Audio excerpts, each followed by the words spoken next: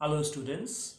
In the last module we did about the impact of fascism. We did everything about fascism and how Mussolini came into power. So in this part of the chapter we will be studying with the second part of the chapter, that is your Nazism in Germany. So here let's quickly begin with the reading and explanation. So when we are talking about Nazism, how did this Nazism start? Who started it and who was the one who was behind this entire movement of Nazism? We will be reading about it in the background of the story and in the early life of the person himself, that is Hitler, and Adolf Hitler, his particular rise to the power, that we are going to read. So here let's read it. As per my book edition, it is on page number 121. It says in the background, about the background, after the defeat of in the First World War, Germans revolted against their king, and that was Kaiser Wilhelm second. Kaiser Wilhelm was the king over there, and nobody wanted to be under him. They were revolting against him because they felt that they were mistreated and misaccused for being the main particular perpetrator of the war, कि उन्हीं की वजह से लड़ाई हुई है. So that was the reason why they were against the king, and it was free and fair election were held to a new parliament soon after this. And then the new parliament met in 1919 at Weimar and adopted a new constitution which made which made Germany a democratic country. So till now it was like ruled by the king, and it was going according to the dictatorship, not proper dictatorship but imperial, you can say. But now after this world war and all these elections and that, they were done by the, you can say, request or by forced movements of by the population. So then after the elections in the new parliament was formed, and this made the entire country a democratic country. None of the parties commanded the support of the majorities, and between 1919 to 1933 there were as many as 20 ministries headed by 12 chancellors, or you can say 12 prime ministers. They were the ones who made and tried making governments over there, because nobody was in majority, so obviously they tried making coalition governments. That means coming out of 2 or 3 parties and then forming a majority and getting the power and making the government. So that was somewhere around 1919 to 1933. That means somewhere around 14 years. In between that particular period of 14 years, 12 prime ministers came and nearly 21 ministries kept on changing. So it was like frequent elections, frequent new governments coming and trying to manage the situation. The successive coalition cabinets were unable to cope with the problem. There was growing popular discontent. So people were not happy with the government. They were not ready to abide with the government policies or go by the government rules, and that is why it became really difficult for most of the government organizations or governments to try to mend up the things and make it better for the people in the country, or manage their problems in the country. At this time, we see there was one dynamic leader who was obviously very good at words, trying to say that he was very good in manipulating and convincing people to come into his line of thoughts. So that was Hitler. He came into power. Before that, what was Hitler's rise to power, the entire story that we'll see. Adolf Hitler was basically an Austrian by birth. So you remember Germany was always with Austria-Hungarian Empire. So he was an Austrian, and he had even fought in the German army during the First World War. He was like one of the soldiers over there and had attained the rank of corporal. In 1990, he joined a small political group, and this group was called the German Workers' Party. So he joined that after the World War, which was based in Munich. Soon he became the leader, and he changed the entire party, the Workers' Party, into National Socialists Party, and this was the name which was, as translated in German, was called the Nazi Party, the National Socialist Party. Sometimes you might be asked what is the full form of Nazi Party. So Nazi Party is National Socialist Party.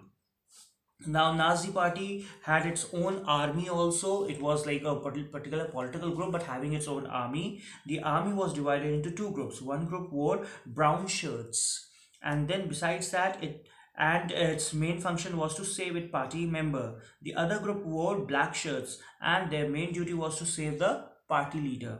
So remember, its party members, they had different group of soldiers, they wearing brown and black, like you today have black ops. So the same way, there were black people, there were people who wore black shirts, and they were the special security people for the party leader. That means you can say in a way for Hitler himself. Hitler had planned to capture power through a march on Berlin, and he was arrested and jailed and then released also. And before his term was over in the jail, he also wrote a particular, you can say, biography, autobiography, or particularly you can say one of his own diaries, which became very famous, that is known as Mein Kampf. Mein Kampf means my struggle, and in this he has given all the, you can say, a framework, a blueprint, rules and regulations and ideas of his kind of party, and that was what he formed later onward, his kind of government, and that was the Nazi government. So it was having all the monstrous ideas of the Nazi movement. And later onwards, when he was released in the elections of 1932, he failed to get a majority in the Reichstag. A coalition government headed by von Papen could not continue for long, and therefore President Hindenburg then offered chancellorship to Hitler, because he was not the winner, but he must have been in the majority later onwards, or you can say the second best. So he was given the authority as the prime minister, as the chancellorship is basically the similar thing of prime minister. So President Hindenburg gave him the responsibility, and on January 30, 1933, he formed his first Nazi government in Germany. So it was in 1933, after 14 years of turbulence, disturbance, and you can say discontent in the country, then finally this Nazi government came into power, led by Hitler. After President Hindenburg's death, Hitler became president and chancellor and adopted the designation of Führer. Führer means the leader. Like Mussolini took the title of Deus, or the king, or the leader. Similarly, he took it as the title of Führer. Führer is basically the king, or the leader. Sorry, not the king, the leader. And he became the chancellor as well as the president, or you can say president, prime minister, everything. He took over all the powers and responsibilities of all the different things. That means he had this idea of one man show, the dictatorship that we are talking about. And it was Hitler abolished the constitution and made himself the dictator of Germany. Abolished the constitution means he removed that democratic way of government in Germany, and he started the dictatorship, that whatever Hitler would say, that will be followed, and he will be the whole soul ruler, whole soul authority, and everything will be taken under his consideration, and his particular sayings will be followed in every particular sphere of social life, you can say. Then fall of Hitler. In the Second World War, it was Germany that was totally defeated by the Allied powers, and in 1945 Hitler committed suicide, that is said. And with his death, Nazism came to the end in Germany. Just like with the Mussolini, fascism started in Italy and came to an end in Italy with his particular downfall. Similarly, with Hitler's rise, it came into being as a Nazi government, and with his death, committing suicide, it came to an end in Germany. Besides that, what were the main causes for the rise of Nazism? We are not saying how did Hitler get this chance of making a Nazi government, but why did people accept this kind of government? Why it was welcomed in Germany, and why they were ready to follow Hitler? We don't know whether Hitler was a good person or not, but he was a good orator. People were convinced. What were the things that made people follow him or get convinced by his words? Here it is. Humiliating Treaty of Versailles. In the Treaty of Versailles, after the First World War, Germany was considered or accused to be the perpetrator of the entire war, and they were supposed to give 33 billion money as dollars as reparation money, and most of their provinces and areas were distributed to the winners of their war, the Allied powers, or Allied countries and the Allies. So that is something which was humiliating, because even their Treaty of Versailles were designed in such a way that it broke the entire defense of the Germany. The military, the navy, everything was restricted. The number of soldiers, submarines and aircrafts were banned, and it was such a way done that Germany would never be able to recover if it had followed that particular policy. So they required someone not to follow the policy and try to have a particular, you can say, feeling of coming out of this humiliation and bringing Germany to its proper, you can say, place of honor. Then growing fear of communism. After Bolshevik revolution in Germany in Russia, the communist influence in Germany increased considerably. They were getting into the German area also, making it communist. The communists organized themselves effectively and succeeded in capturing a number of seats in the Reichstag. So this made every particular German felt that they would be soon be taken over by the communist, and as a you can say as a way, they wanted someone to come forward and step against the communist from making Germany a communist party, a government, and therefore they required some dynamic leader, and Hitler provided them that particular all those qualities which they were looking for in a leader that could lead them through this particular passage. Then economic crisis. So here we see, as a result of the harsh terms of Treaty of Versailles, Germany, you can say, suffer everywhere in agricultural production and colonies and foreign investments, trade contracts, everything. So because of this, obviously the economy went down. There was crisis everywhere. There was unemployment. Most of the people were unemployed. The condition of the farmers became miserable, and by June 1931 the debts on farmers had risen to almost 300 million dollars. So that was the condition which was, you can say, everywhere in the entire part of Germany, and it was like a total crisis, a breakdown of the economy. At this time, Hitler promised the farmers that he would condone their debts, he would remove their debts, he would help them out to come out of these debts. He won over the capitalists by assuring that industries would not be nationalized. And then later onwards, the Nazis exploited the situation and assured the people that if they would abide by Nazi ideology, their economic misery would come to an end. That means they would do, the Nazi government will do every bit of their particular, you can say, efforts, endeavors to make it a better condition for the farmers, for the common people, for the unemployed. So it was, in a way, generally he won the confidence of the people that they should trust in him and abide with his ideologies, and once this particular government or this group comes in the power, they will be the one looking after various ways or measures to be taken to benefit these people with their whatever the miserable condition they were going through. So that is how they got this their trust in Hitler, because he had worked a little bit and he said we will do more once we come into the power. Next is resurgence of militant nationalism. Militant nationalism can be termed as an important part of Nazism. Here it is given as: the Germans could not reconcile with the democratic parliamentary system, and they preferred prestige and glory over liberty and freedom. They did not want liberty and freedom as much as they wanted their past glory to reign once again, and for that past glory they wanted not a democratic form of government, but rather a particular person or a particular government which should strongly believe in making the country, you can say, a prestigious country or prestigious place once again as it was earlier. So that is why they really wanted someone, a dynamic leader, and they did not initially had any particular idea of what the dictatorship might go accordingly, because they had come from dictatorship, or you can say imperial, the king's rule. So they knew what it was like, because that must have been very good, but they did not know what Nazi government might be, because that is something you cannot totally say that Hitler's rule was very bad for the Germans. But yes, for a particular section, for a particular group, it was not at all good. But for most of the Germans, it was like a thing that they really wanted, craved for, and that is what they got. Hitler served them what they really wanted. When Hitler promised them all glory, they welcomed him with open arms. And that is the main purpose. They wanted a dynamic leader so that they can get the lost glory back for the country. So that was the thing. Militant nationalism was also acceptable by most of the people, that for the benefit of their country they could even go against, totally brutally against any other country or any other group. Then we come to, to leave 2-3 points. We come to absence of, not 2-3 points, we'll leave the 5th point.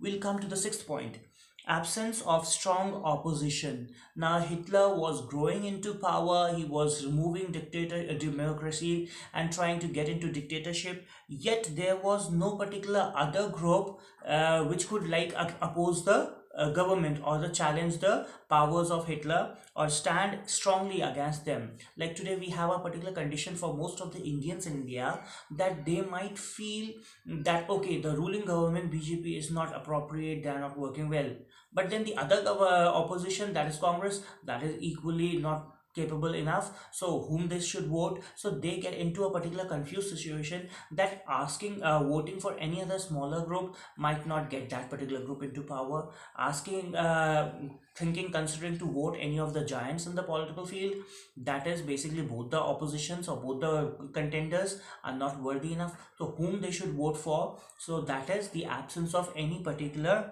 opposition which can be you can say stronger and greater and more influencing than the one at the moment. Over here, democratic government was not that strong. That is why a strong opposition that was of Hitler came into power, and it totally removed it and became a dictatorship government. And while it was establishing its dictatorship, there was no other stronger opposition which could stop it, which could stand against it. Whoever the smaller powers tried to rise against it, they were totally removed, and nobody could step in front of Hitler. So that means Hitler's power, Hitler's group were the strongest, and there was no strong opposition to stop him from making it a dictatorship. Next we see the personality of Hitler. That is the eighth point given in your book, charismatic personality of Hitler. We might feel that Hitler was a cruel fellow, he was a dictatorship, he was a snob, stubborn fellow, he never looked at anyone. But what we don't read, or what we don't understand, what we miss out at times about Hitler is he was a very good orator, a person who could speak so nicely that if you could listen to him, you would fall into his words and totally get convinced by what he says. I'm not considering our leader to be like Hitler, obviously, but when we talk about Mr. Narendra Modi, we see that he has that power of words. When he says, he convinces you to believe what he wants to tell you. So that is the power of words. So when we have a good orator, obviously people like him, and he was the person who was looking into the problems of the people, those who were much affected by the crisis, economic crisis, and that is why he was totally appreciated, liked, and he was an influencer on most of the people, those who were in that particular era in that country, going through various miserable conditions, and for them he was the last hope. And when they saw this person, such a good orator, such a good leader, and a dynamic personality capable of doing whatever the words he is uttering from his mouth, they believed that this is the leader they have been long waiting for, and that is why they supported him, they started following him, and that is how Hitler rose to power quickly within no time, and soon he was the, you can say, the king, the dictator of the entire Germany. After this, we see the aims of Nazism. When we are talking about aims of Nazism, the similarities, dissimilarities with fascism is very important to understand. So we see aims of Nazism are also given in the book written by Hitler, and that is My Struggle. In this, he said, to exalt nationalism. The main aim of Nazi movement was to exalt nationalism, to advocate the rule by a great leader from a single party. There should be no 2-3 parties contesting in an election and then a leader being chosen. It has to be one party, one leader rule. To despise internationalism, peace and democracy, to remove this peace, democracy and internationalism, to be very friendly with others. It has to be whoever is against us is enemy and we will be fighting with him. And to use force and brutality. So for getting their work done, for particularly establishing their power, if they had to use force, they will be brutally using it, and they will be trying to maintain their power wherever and whenever possible. To extol war for any particular reason. If they have to fight, they will not be anyways hesitant in getting into a war, in a battle, and they will straight away go out on wars.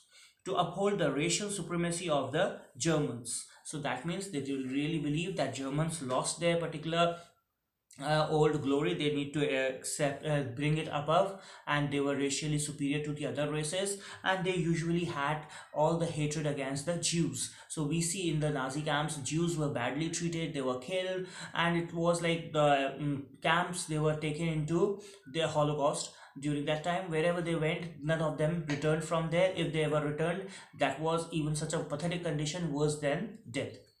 Here we see impact of Nazism. When we are talking about impact of Nazism, it is established a totalitarian state. It made Germany a totally dictatorship country where dictatorship was followed and only Hitler's rule was followed. It was totally Hitler's control. Whatever, whenever was done has to be brought into notice of Hitler, and it was done only with the permission of Hitler. Whatever Hitler wished to do, that had to be followed. So it was a totally dictatorship or a totalitarian government.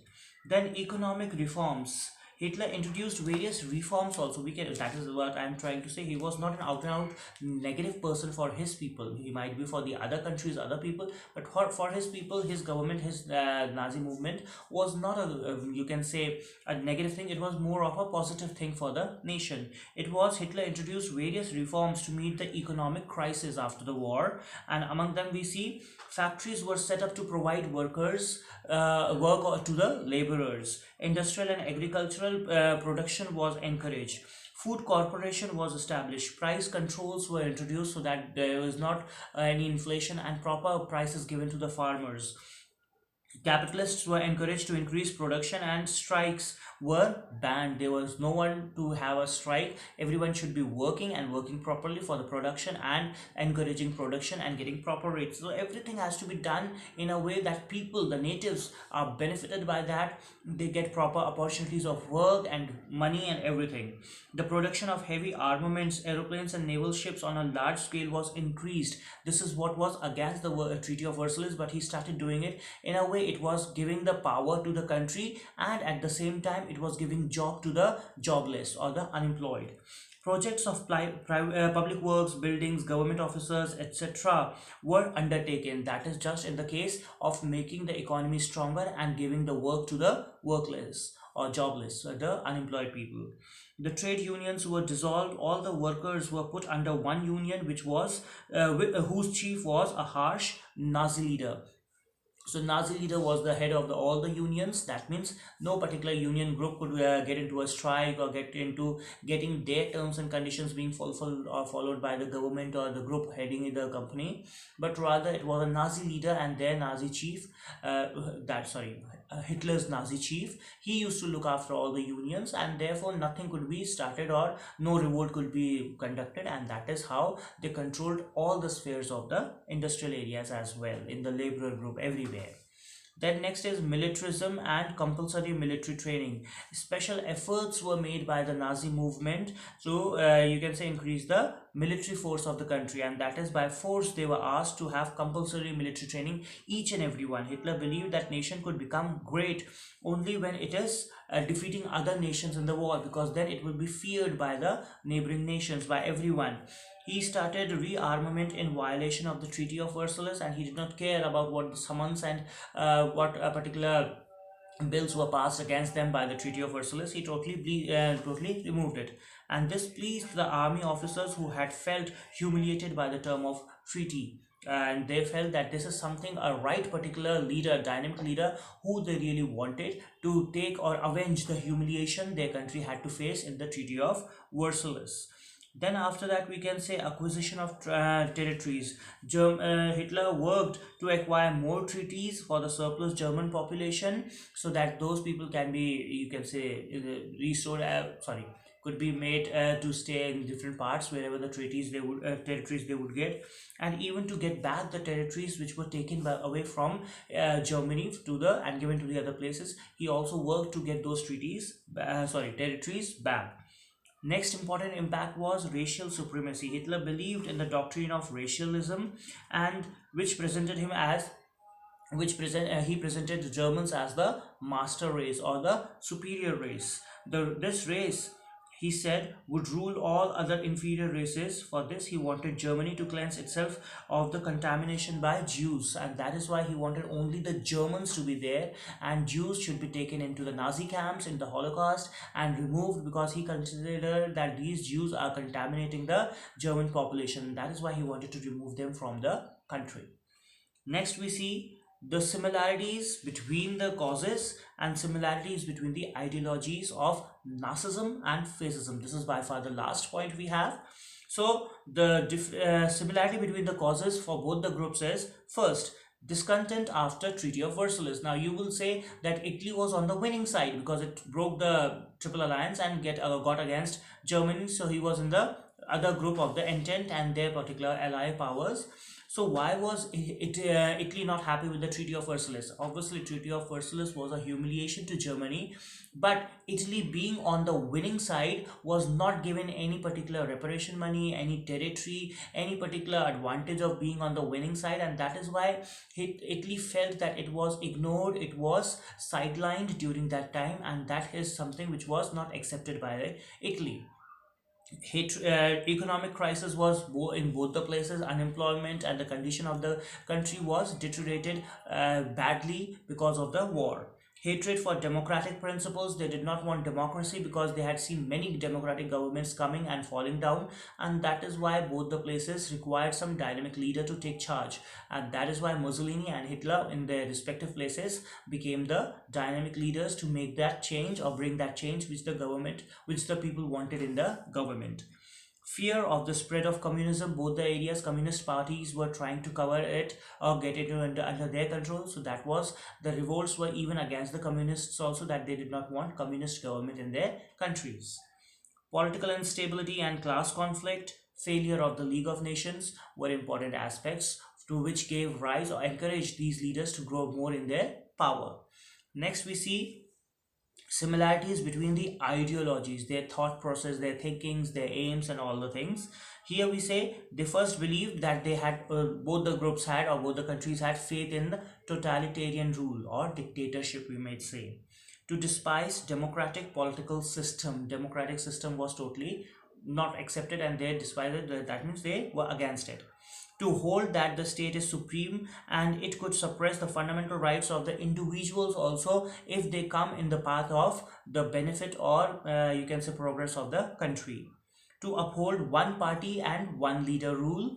Besides that, to believe in aggressive nationalism. That means if there is a threat or if there's a problem, they can even go out to resolve it through the battle or through a war. To regard war as an instrument for furthering national interests. That is what I told you, to get into wars for any particular thing which could be like benefiting them. To uphold intensely nationalistic, anti-communist and anti-democratic rule. To go against anything that is national, against their nationalist feelings, and for that they can even do anything to uphold their nationalistic feelings, and that was like supporting militant nationalism. So these were the important thoughts that were common between fascism and Nazism, as there was a similar type of groups. So nearly every particular thing was similar. There are hardly any dissimilarities. So they were all similar groups, both similar groups having similar causes as well as similar ideologies. So with this we come to the end of the chapter, that is Rise of Dictatorship or Fascism and Nazism. In the next module we will be doing question answers, and then we'll move further with the other next chapter, that is Second World War.